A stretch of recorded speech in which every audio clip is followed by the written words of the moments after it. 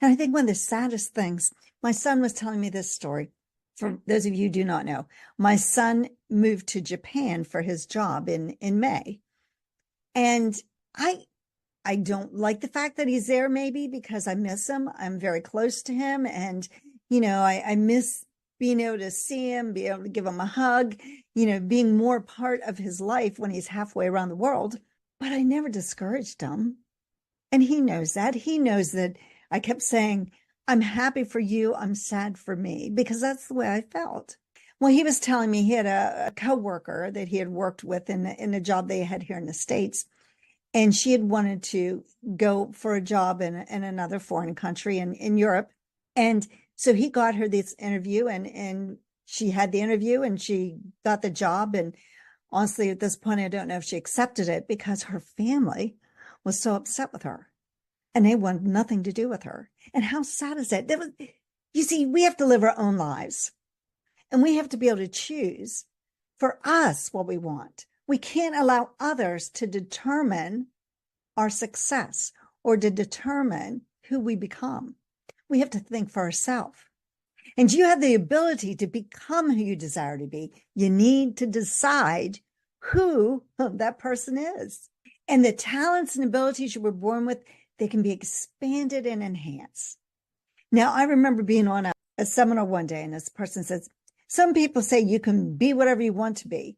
And she looked at herself and she said, there's no way I'll ever be a professional baseball player. And I thought, okay, I get the points you're making, but chances are she never really wanted to be a professional baseball player. Like, the thought probably never entered her mind. So let's just be honest about that. And, think about what it is you want to do, because you have the talent and ability, or you wouldn't be given the idea. I don't think she ever had the idea of being a professional baseball player. She was just using that as an example, as you can't be anything you want to be. Well, your mind will tell you, and you'll get these ideas. So whether it is that you want to be an athlete or musician or entrepreneur, you've got current skill levels to do that now. And that's just the beginning, because you can grow and expand. That's the whole idea that Wallace D. Wallace is talking about. You have an obligation to learn and to grow.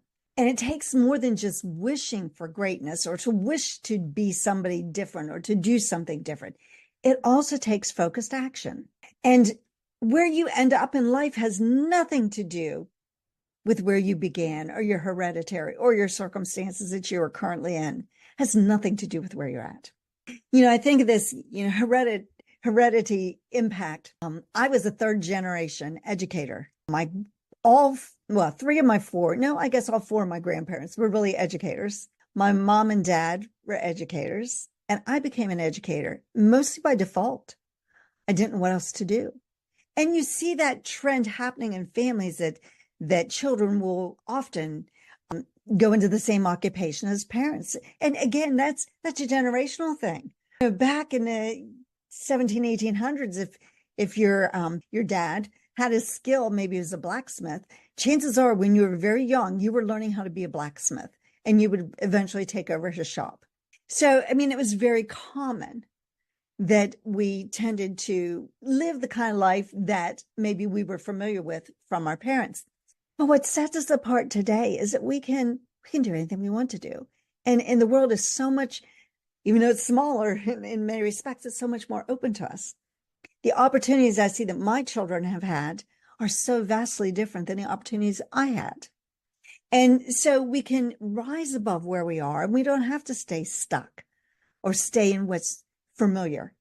And see, the universe is designed, the whole idea of the universe is designed for growth. Look at it in nature. Nature is for abundance and growth. And that's what we're supposed to do. And when you start to take action towards what it is that you want, the whole world will start to align and to help you to make that happen. So this is what I often tell my clients early on. I want you to make a list of all the things you want to do, all the things you want to be, all the things you want to have, and just let your mind go wild. Don't put limitations on it. Don't limit your thinking at all. It doesn't mean that you're going to go after all those things, but what would you like? And just go wild with it. and make this list and put them in those three areas: things I'd like to be, things I'd like to do, things I'd like to have. And as you do that, you see you're sparking the universe that you want growth and you want to do something new. And so ideas are going to start to come to you. Now, once you've put those three lists down, then go back and find the one on each list that's more important. What's the most important thing on that list? And here's the thing. A lot of times, if you figure out what's really important, what you'll start to realize is, well, if I get this, then I'll probably already get this and this and this, and it'll all come along, because that's very common. And then you have to decide, okay, if this is what I want to do, what kind of training or support do I need? And if you have any question about that, please reach out to me. And I would be happy to walk you through that and help you to really hone in on what it is that you want.